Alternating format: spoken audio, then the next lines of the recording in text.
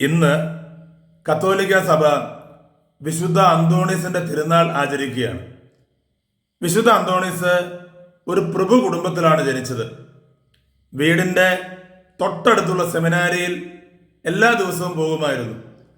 അവിടുത്തെ ഒരു വൈദികനെ റോൾ മോഡലായി തിരഞ്ഞെടുത്തു. 10ാം ക്ലാസ്സിലെ പരീക്ഷ കഴിഞ്ഞ് അദ്ദേഹം സെമിനാരിയിൽ ചേർന്നു.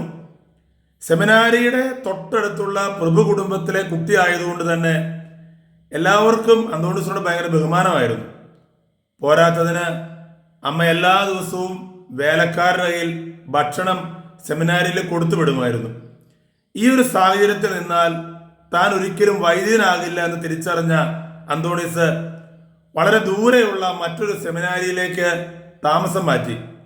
പിന്നീട് അദ്ദേഹം വൈദികനാകുകയും വിശുദ്ധനാകുകയും 34ാമത്തെ വയസ്സിൽ മരിച്ചു പോവുകയും 1 വർഷം കൊണ്ട് സഭ അദ്ദേഹത്തെ വിശുദ്ധനായി പ്രഖ്യാപിക്കുകയും ചെയ്തു.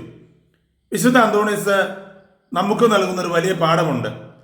ഈ ലോകത്തിന്റെ ചില സുരക്ഷിതത്വങ്ങളും സുഖങ്ങളും സന്തോഷങ്ങളും കർത്താവിനെ പ്രതി നാം വേണ്ടാന്ന് വെക്കുമ്പോൾ വലിയൊരു കൃപയിലേക്ക് കർത്താവ് നമ്മെ നയിക്കും.